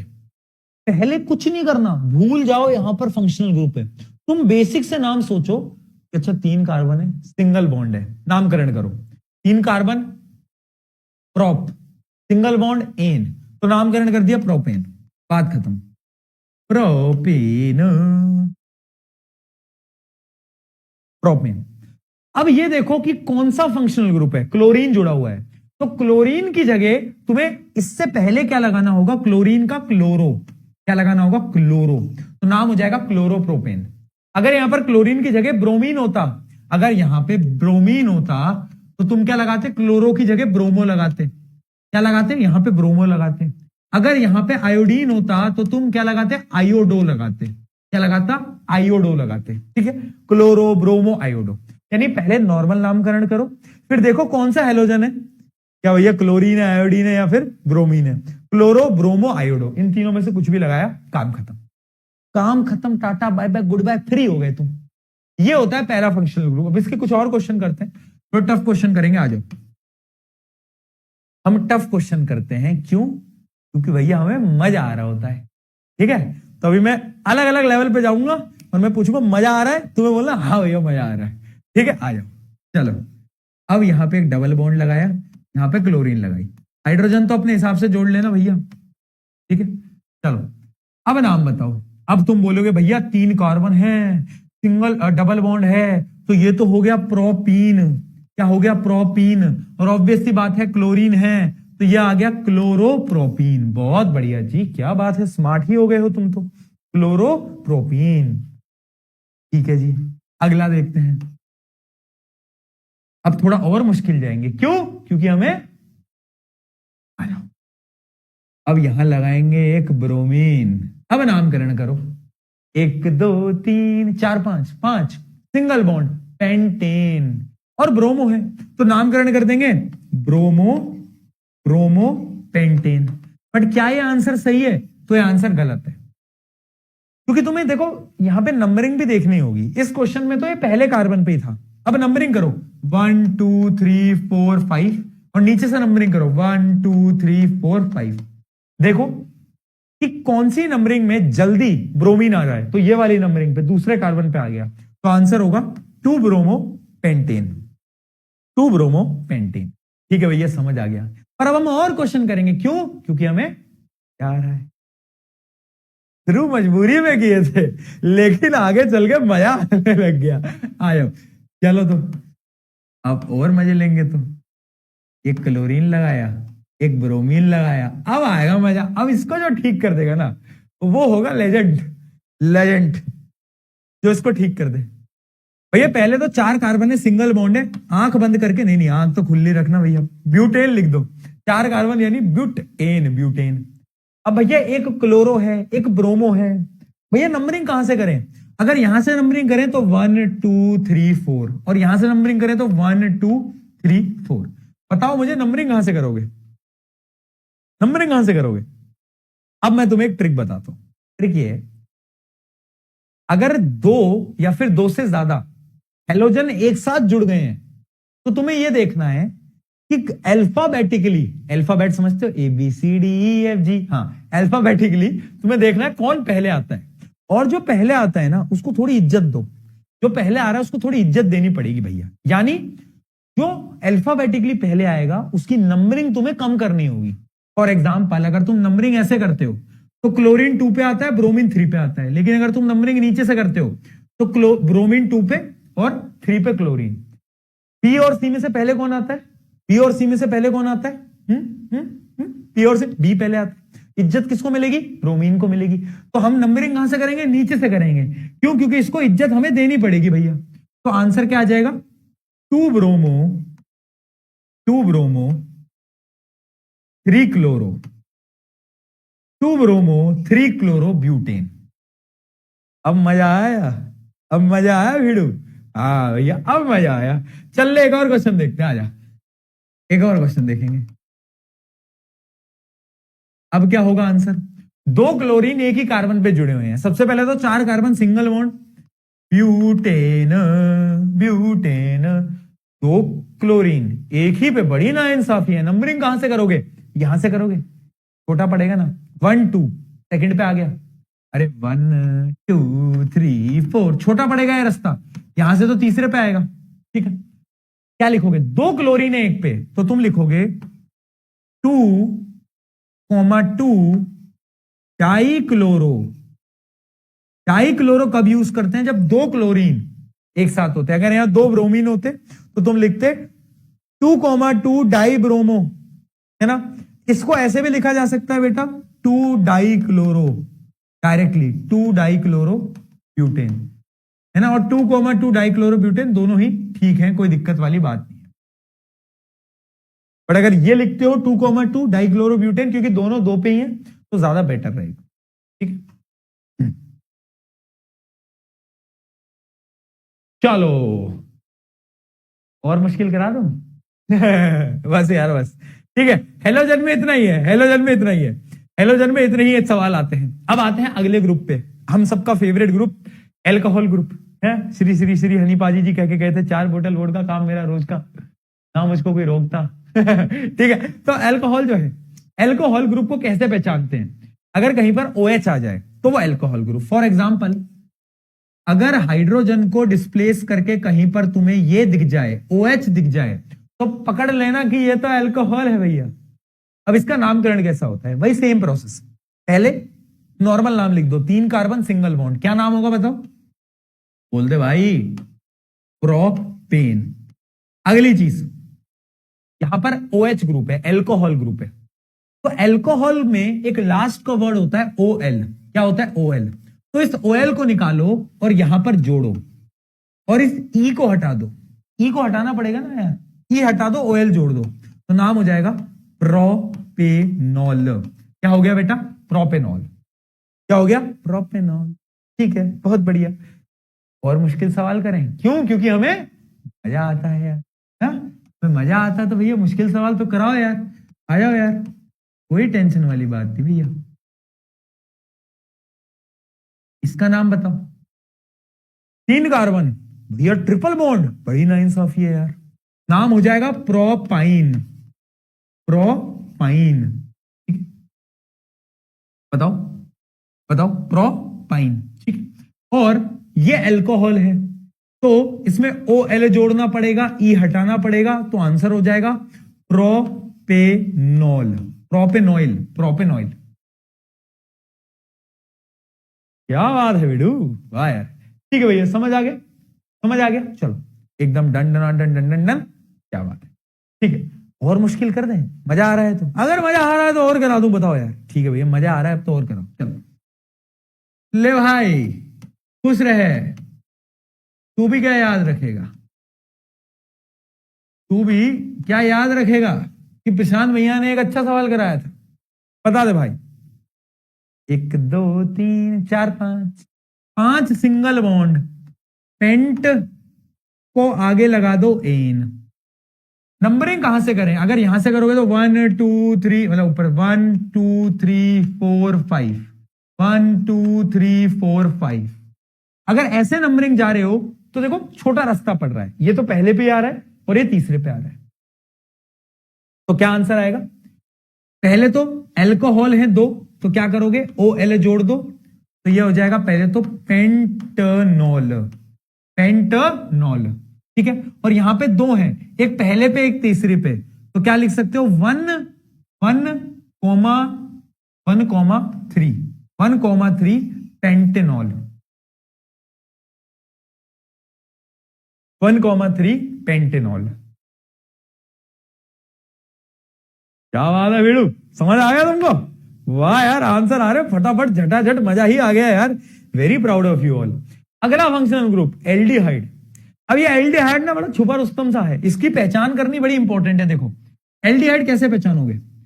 अगर एक कार्बन चेन में, ध्यान से सुन ले बेटा, कंफ्यूज होगा बाद में, एक कार्बन चेन में पहले या आखिरी कार्बन में से किसी भी, पहले आखिरी बोल रहा हूं, पहले आखिरी कार्बन में से किसी भी कार्बन में ये डबल बॉन्ड अगर ऑक्सीजन दिख जाए तो पहचान लेना कि वो एल्डिहाइड है। क्या बोला? पहला या आखिरी, बीच वाला नहीं। अगर बीच वाले पे तुम्हें डबल बॉन्ड दिख जाए किसी भी बीच वाले कार्बन पे तो वो कीटोन ग्रुप हो जाता है। अगर पहले या आखिरी में दिख रहा है तो एल्डिहाइड, बीच वालों में दिख रहा है तो कीटोन। ठीक है, तो एल्डिहाइड का नामकरण करते हैं। पहले तो वही बेसिक, क्या करोगे? 1 2 3 4, नाम क्या है? Butane, butane, butane, butane, butane. ठीक है, ब्यूटेन कर दिया, 4 कार्बन सिंगल बॉन्ड ब्यूटेन। अब एल्डिहाइड में एक शब्द होता है, शुरू के 2 लेटर होते हैं, अल, अल। तो उस अल को बस यहां जोड़ना है और ये हो जाएगा ब्यूटेनल। नल है, नल, ब्यूटेनल। ठीक है, ब्यूटेन।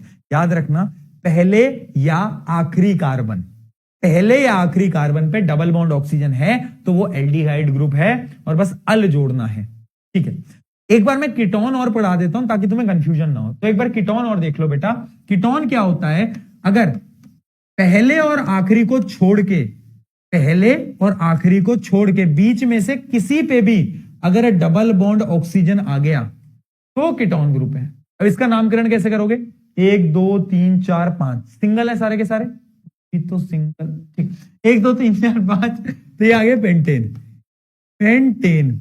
अब ये है कीटोन, तो कीटोन का आपको ऑन जोड़ना है, ऑन, ऑन होता है ना, ऑन।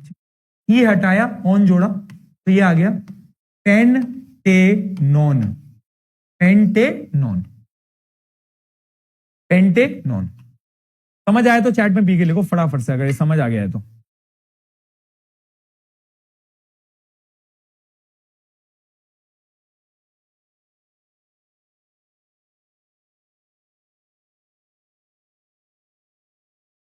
ठीक है, बट क्या ये आंसर सही है? नहीं। नंबरिंग करना यहां पर भी इंपॉर्टेंट है ना बेटा, तो नंबरिंग जरूर कर देना। यहां से नंबरिंग करो चाहे यहां से नंबरिंग करो, तीसरे कार्बन पे आ रहा है 1 2 3, 1 2 3, तो तीसरे कार्बन पे आ रहा है तो आंसर आ जाएगा 3 पेंटेनॉन। क्या आ जाएगा? 3 पेंटेनॉन। बहुत बढ़िया, वेरी गुड बेटा, very good. You guys are doing superb job, superb job. ठीक है, ये क्या हो गया? ये कीटोन हो गया, ये कीटोन हो गया। अब एल्डिहाइड और कीटोन की पहचान याद रखना भैया, वो बहुत जरूरी है, वो बहुत जरूरी है। ठीक है, कि लास्ट में आ गया अगर डबल बॉन्ड तो एल्डिहाइड, बीच में आ गया तो भैया कीटोन। ठीक है जी, बहुत बढ़िया। अगला ग्रुप है कार्बोक्सिलिक एसिड। कार्बोक्सिलिक एसिड क्या होता है? अगर एक कार्बन चेन पे पहले या फिर आखिरी कार्बन पे, पहले या फिर आखिरी कार्बन पे डबल बॉन्ड ऑक्सीजन के साथ OH आ जाता है, डबल बॉन्ड ऑक्सीजन के साथ OH आ जाता है, तो आप पकड़ लोगे कि ये क्या है? ये कार्बोक्सिलिक ग्रुप है। ठीक है, और कार्बोक्सिलिक में हम क्या करते हैं? सबसे पहले तो नामकरण कर दो, 4 कार्बन है तो लिख दो ब्यूटेन। अब कार्बोक्सिलिक एसिड का आपको एक टर्म यूज करना होता है जो कि है oic acid, OIC acid, OIC acid. ठीक है, और ये ई हटा दो तो ये हो जाएगा ब्यूटेनोइक एसिड। बहुत बढ़िया, ब्यूटेनोइक एसिड। ठीक है, इसका नाम बताओ जरा, इसका नाम बता दो। क्या ये 2 carbon, ethane, carboxylic acid, ethanoic acid, ethanoic acid, ethanoic acid. बहुत बढ़िया जी, क्या बात है जी, क्या बात है जी। क्या क्या क्या इतने होशियार हो गए हो? कहां से हो इतने होशियार हैं? कहां से पढ़ के आए हो? चलो, तो ये क्या थे? ये कुछ बेसिक फंक्शनल ग्रुप थे, halogen, aldehyde, ketone, alcohol, carboxylic acid. ये एकदम बेसिक ग्रुप थे। देखो, अभी तक जो हमने नामकरण सीखा है ना बेटा, वो थोड़े इजी तरीके से सीखा है। मैं तुम्हारे सामने स्ट्रक्चर ड्रॉ करता था और उस स्ट्रक्चर के अकॉर्डिंग तुम नाम बताते थे, जो कि एक इजी तरीका है। इसको हम बोलते हैं structure. But question her bar structure तो, पेपर में स्ट्रक्चर तो बन के हर बार नहीं आएगा। कभी कभार क्या होता है, स्ट्रक्चर की कंडेंस्ड फॉर्म होती है या फिर डायरेक्टली तुम्हें मॉलिक्यूलर फॉर्मूला दिया जाता है। फॉर एग्जाम्पल, जैसे जब मैंने ये बनाया तो तुमने गैस कर लिया कि भैया ये तो इथेनोइक एसिड है। बट अगर मैं ये बोलता CH3COOH, क्या तुम अब बता पाते कि ये क्या है? हाँ, अरे इथेनोइक एसिड ही है, बस ये इसकी एक तरीके से कंडेंस्ड फॉर्म हो गई। क्या हो गई? कंडेंस्ड फॉर्म हो गई, या फिर मॉलिक्यूलर फॉर्मूला भी बोल सकते हो। ठीक है ना, इसकी छोटी फॉर्म हो गई, क्योंकि देखो इसके अराउंड ऐसे 3 हाइड्रोजन है, तो मैंने लिख दिया CH3 और COOH, है ना। तो जब ऐसे क्वेश्चन आएंगे, अभी प्रैक्टिस भी कराऊंगा, बट अगर ऐसे शॉर्ट फॉर्म में क्वेश्चन आएंगे तो तुम्हें क्या करना है, अगर तुम्हें कुछ समझ नहीं आ रहा ना, इसका स्ट्रक्चर बना लो फटाफट से कि अच्छा 3 हाइड्रोजन यहां, ठीक है, एक कार्बन है, एक OH जुड़ा हुआ है और फिर एक डबल बॉन्ड। तो ऐसे तुम बना के पता कर लिया करो। जब कंडेंस्ड फॉर्म पे क्वेश्चन आएंगे जिसमें बच्चे बहुत कंफ्यूज होते हैं, डायग्राम ड्रॉ करा करो, क्योंकि स्ट्रक्चर से, जब तुम स्ट्रक्चर तुम्हारे सामने होता है तब तुम नाम बता सकते हो, पर तुम कंडेंस्ड फॉर्म पे नहीं बता पाते। मुझे पता ही है, ये बहुत बच्चों में इश्यू है। ठीक है, चलो कुछ कंडेंस्ड फॉर्म के क्वेश्चन देखते हैं। आ गया स्ट्रक्चर वाले, तो मुझे लगता है हर कोई बच्चा कर लेगा, मतलब it is not very tough, right. For example, जैसे अब ये देखो, ये होती है कंडेंस्ड फॉर्म। ये क्या होती है? Condensed form. ठीक, फॉर एग्जाम्पल तुम मुझे ये बताओ, ये क्या है? सी बताओ, चलो सी बताओ फटाफट से।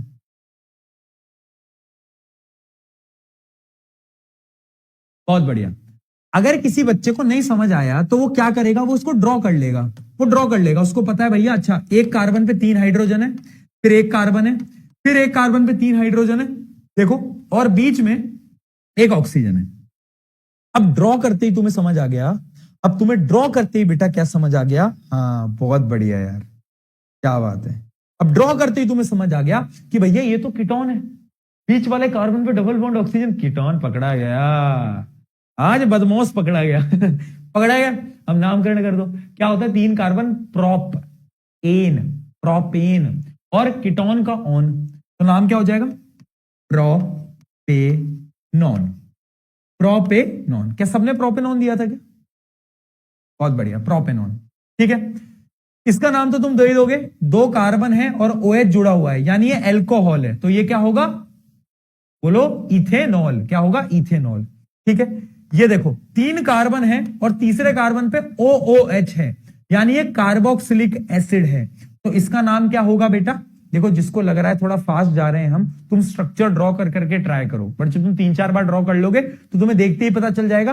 3 कार्बन है यानी प्रोपेन होगा, बट यहां OOH है यानी कार्बोक्सिलिक एसिड है, तो प्रोपेनोइक एसिड होगा।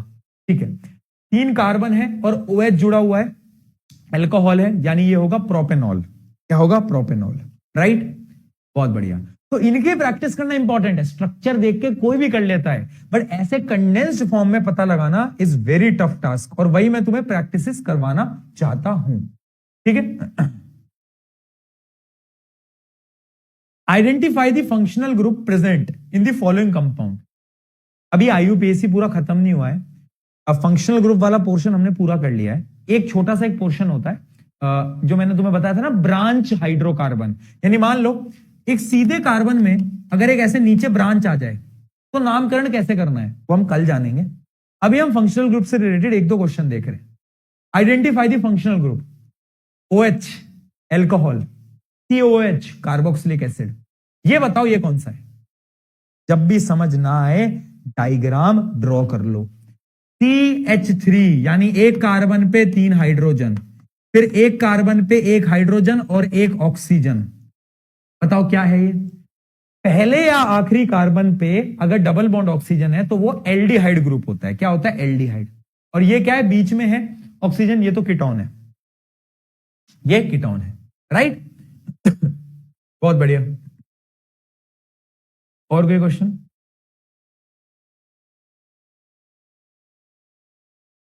ये नहीं, रुको, और कोई क्वेश्चन? हाँ, draw the condensed structural formula. अब देखो क्वेश्चन में क्या पूछा जाता है, आपसे स्ट्रक्चर बनाने को पूछा जाए, अगर बोला जाए draw the structure of ethanol, अगर स्ट्रक्चर पूछा जाए तो इथेनॉल कैसा बनाओगे?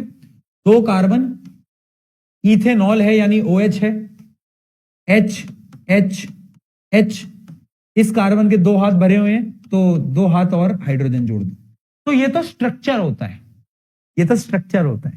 बट क्वेश्चन में क्या पूछा है, क्वेश्चन में पूछा है कंडेंस्ड स्ट्रक्चर फॉर्मूला।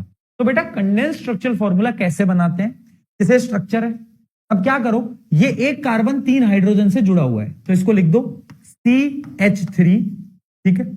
अब ये एक कार्बन है, ये किससे जुड़ा हुआ है, CH2, देखो 2 हाइड्रोजन से जुड़ा है और एक OH है, तो इसका कंडेंस्ड फॉर्मूला आ जाएगा CH3CH2OH।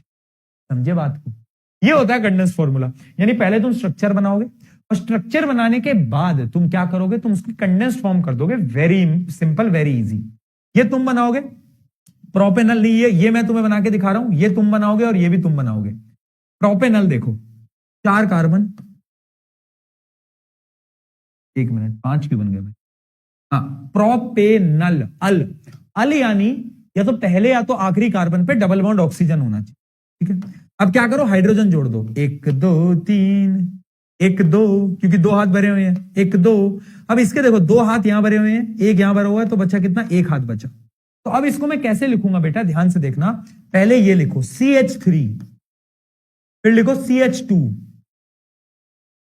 फिर लिखो CH2 वापस से, ठीक है। और लास्ट में क्या है, लास्ट में है, ध्यान से देख ले बेटा, ये इंपॉर्टेंट है, ये है CHO। क्या लिख सकते हो, CHO। बात समझ में आई, बात समझ में आई,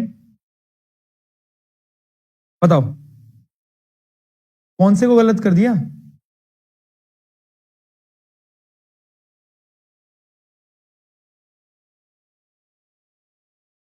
ओहो 4 का, ओ 1 मिनट 1 मिनट 1 मिनट, मैं ब्यूटेन सोच रहा था, रुको रुको रुको रुको रुको, इसके अंदर 3 कार्बन आने थे, बच्चे एकदम सही लिख रहे हैं, सही लिख रहे हैं, इसके अंदर 3 कार्बन आने थे, क्योंकि ये प्रोपेनल है, ब्यूटेनल नहीं है, sorry sorry sorry sorry sorry sorry sorry sorry, propanal है बेटा, प्रोपेनल है, ठीक है ठीक है ठीक है ठीक है, my mistake my mistake. Propanal में 3 कार्बन आते हैं और लास्ट में ये लगा दो, ठीक है, हाँ अब कर दो, अब कर दो, अरे माफी चाहूंगा भाई, पीछे ही पड़ जाओगे क्या तुम यार, ये लो भाई, खुश खुश, चलो बहुत बढ़िया, बाकी 2 तुम कर लोगे, ठीक है भाई। रॉन्ग क्या हो गया भैया, रॉन्ग हो गया, रॉन्ग हो गया, रॉन्ग हो गया, रॉन्ग हो गया, रॉन्ग हो गया, रॉन्ग। अरे यार ठीक है यार, रुक जा यार, ठीक है।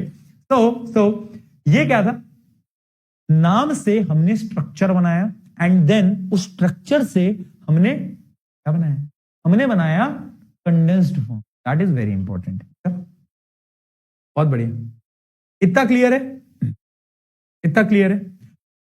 चलो कल हम कुछ क्वेश्चंस करने वाले हैं, ब्रांच वाले को हम पढ़ेंगे और हम कुछ क्वेश्चंस प्रैक्टिस करेंगे, ठीक है। तो firstly a student is asked, ये वाला एक क्वेश्चन है आपको, ये आपका होमवर्क है, एक होमवर्क ये है, बड़ा इजी सा क्वेश्चन है, ठीक है। और एक कौन सा क्वेश्चन था, एक क्वेश्चन और होमवर्क देना था, हाँ एक ये है, ठीक है। Write name and structural formula of a ketone, इसको तो हम कल क्लास में डिस्कस भी करेंगे, बट यस ये एक आपका होमवर्क है। बाकी कल हम क्या करेंगे बेटा, कल हम IUPAC से स्टार्ट करेंगे। IUPAC में ये जो नाम हमने अभी नामकरण करा है, इस नामकरण में हम क्या करेंगे कि हमने अभी वो ब्रांच वाले को छोड़ दिया है, ब्रांच वाले को हम करेंगे, उसके क्वेश्चन प्रैक्टिस करेंगे। ये जो होमवर्क क्वेश्चन दिया है, ये दिया है, IUPAC फिर आपका खत्म हो जाएगा, फिर होमोलोगस सीरीज, आइसोमेरिज्म, वो सब, ठीक है।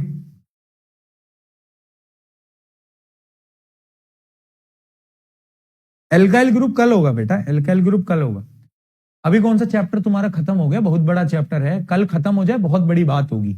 या तो कल हमें 2 घंटे की क्लास लेनी पड़ेगी तब जाके खत्म होगा, या तो 3 लेक्चर लगेंगे इसके अंदर, ठीक है। कल शायद 2 घंटे की क्लास ले लो, अगर तुम मान जाओ तो मैं 3 घंटे पढ़ा दूं कल, 2 घंटे सॉरी 2 घंटे में करवा दूंगा, बताओ 2 घंटे पढ़ा दूं कल, तो क्या मान रहे हो, 2 घंटे पढ़ा दोगे तो कर लेंगे, ठीक है। चलो इसी के साथ दोस्तों आज की इस सभा को है, इस सभा को अंत किया जाए। आई होप समझ आया होगा, मजा आया होगा, एंजॉय किया होगा। और NYQ मैं आज ही अपलोड करवा दूंगा, ये हर बार बोलते हो पर टीम लेट कर देती है, आज ही करवा के रहूंगा चाहे कुछ हो जाए बेटा, बट आज करवा देंगे हम, तो you can try, you can solve. चलो इसी के साथ love you all, love you all. मुझे पता है बहुत सारे बच्चों के प्री बोर्ड्स चल रहे हैं, किसी के अभी स्टार्ट होने वाले हैं जनवरी में, वेरी हैक्टिक शेड्यूल, मुझे पता है, अभी अंदर से वो लबदब हो रहा है, दिल धक धक धक धक नहीं लबदब कर रहा है, ठीक है, मुझे पता है। बट एक चीज याद रखना, देखो ये जर्नी है, ये जर्नी है, ये जर्नी तेरी और मेरी जर्नी है, ठीक है। हम लोग शुरू से साथ में पढ़ रहे हैं। बहुत बच्चे तो एकदम साल की शुरुआत से पढ़ रहे हैं, कुछ बच्चे दिसंबर से पढ़ रहे हैं, बट हम बहुत समय साथ बिता चुके हैं अभी तक, और ये जर्नी हम दोनों की है, ठीक है। तो मैं तुझसे क्या बोल रहा हूं, शायद कभी कभार आपके पेरेंट्स आपको बोलते होंगे कि यार मेहनत कर, पढ़ाई कर, और तुझे मार्क्स अच्छे लाने, बहुत अच्छे मार्क्स लाने हैं। वो अपने एंड पे एकदम सही है, क्योंकि वो एक्सपेक्ट कर रहे हैं तुम अच्छे मार्क्स लाओ। बट मैं क्या एक्सपेक्ट कर रहा हूं, हम दोनों क्या एक्सपेक्ट कर रहे हैं, मैं बताऊं। तेरी एक्सपेक्टेशन खुद से क्या होनी चाहिए कि क्या तू अपना बेस्ट लगा रहा है, क्या तू अपनी बेस्ट लगा रही है, इतना ध्यान रख, ठीक है। अगर तुम लोग ये हो ना कि हाँ यार भैया हम मेहनत कर रहे हैं, हम एफर्ट्स लगा रहे हैं, डेली आ रहे हैं, क्लासेस ले रहे हैं, क्वेश्चन सॉल्व कर रहे हैं, अपना एफर्ट लगा रहे हैं, अपनी मेहनत लगा रहे हैं, चीजें हो जाएंगी। नंबर कभी ऊपर आएंगे, कभी नीचे आएंगे, रिजल्ट अच्छा आएगा बुरा आएगा मुझे नहीं पता, बट अगर तूने अपना बेस्ट लगाया, मैं सच बोल रहा हूं, ये जो पूरी मेहनत मैं तेरे साथ लगकर कर रहा हूं, जो तू अपने अंदर के जो इतनी ठंड में बैठ के पढ़ाई कर रहे हो ना तुम, ये सब वर्थ इट हो जाएगा। बस तुम अपना बेस्ट लगा दो, अपनी मेहनत कर दो, और मत सोचो कि भैया अगर रिजल्ट अच्छा नहीं आया तो भैया यार प्री बोर्ड में तो नंबर कम रह रहे हैं, कहां से आ जाएगा बोर्ड एग्जाम में अच्छा। अरे मत सोच, कोई फर्क नहीं पड़ता तेरे अभी प्री बोर्ड में क्या मार्क्स आ रहे हैं, ठीक है। एक एग्जाम को जब हम एक एग्जाम की तरह लेते हैं ना तो हम अच्छा स्कोर करते हैं, बट अगर हम एक एग्जाम को जिंदगी की तरह लेते हैं, लाइफ की तरह लेते हैं कि यार भैया एक एग्जाम है, बोर्ड एग्जाम है, बहुत मुश्किल होगा, तो फिर तुम कभी अच्छा परफॉर्म नहीं कर पाओगे। बट अगर तुम ये सोचोगे ना कि भैया कैसे भैया चिल तरीके से पढ़ाते थे ना क्लास में, हमको सब समझ आ रहा है, हम भी चिल तरीके से पढ़ रहे हैं, ज्यादा लोड नहीं है, टेंशन नहीं है, आराम से हम चिल तरीके से पढ़ रहे हैं, भैया बोलते हैं क्वेश्चन सॉल्व कर लिया।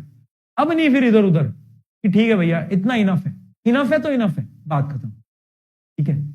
तेरे पे ना स्ट्रेस मत ले, कुछ नहीं है इतनी स्ट्रेस, ठीक है। मैं अभी कल एक बच्चे से बात कर रहा था, और वो बोलता है कि यार भैया बहुत स्ट्रेस हो रही है। मैं कह रहा हूँ कहाँ स्ट्रेस, किस बात की स्ट्रेस हो रही है, एक एग्जाम की, ये लल्लू से एग्जाम की तुझे स्ट्रेस हो रही है। भैया आप नहीं समझोगे, हम बोर्ड एग्जाम तो हमारे है ना। समझ रहा हूँ, क्योंकि मैं तो तेरे साथ ही खड़ा हूं ना इतने दिनों से, मैं बिल्कुल समझ रहा हूँ। बट मैं तुझे एक चीज बताऊं, जब तू ये क्लासेस पार कर जाएगा ना, तू जब ये क्लास तेरी खत्म हो जाएगी, और जब तुम पीछे मुड़ के देखोगे, बोलोगे यार ये जो जनवरी का महीना था, दिसंबर का महीना था, फरवरी का महीना था, ये हमारी लाइफ का सबसे प्यारे मंथ थे, क्योंकि इसमें हमने जो जी तोड़ मेहनत लगाई है ना यार, इन लोगों के साथ हमने, प्रशांत भैया के साथ हमने जो मेहनत लगाई थी ना, इन मेहनत को तुम मिस करोगे, तुम्हें लगेगा यार वो दिन थे, वो दिन थे। तो जब तुम आगे बढ़ जाओगे ना, ये पीछे मुड़ के देखोगे, तुम्हें लगेगा कि यार क्या क्या किया करते थे हम, और तुम सोचोगे कि कितनी हम टेंशन लेते थे ना, कितनी हम सोचते थे कि यार अगर अच्छे रिजल्ट नहीं आए तो क्या होगा। तो तुम 11th में आओगे ना तो सोचोगे अरे इतना नहीं सोचना था, बट हाँ थोड़ा तो डर लग रहा है, ठीक है मैं मान रहा हूं, बट ज्यादा स्ट्रेस नहीं लेना। और सबसे खतरनाक तो वो लोग हैं जिनको स्ट्रेस इस बात की हो रही है कि उनको एग्जाम की स्ट्रेस क्यों नहीं हो रही है। तुम में से अगर कोई है ऐसा है भैया पेपर पास आ गए हैं पर स्ट्रेस नहीं हो रही है, ये एक अलग स्ट्रेस है। तो हाँ ऐसे भी मत बनो, but yes yes yes I am there for you यार, मैं तेरे साथ खड़ा हूं, तुझे टेंशन नहीं लेनी है, ठीक है।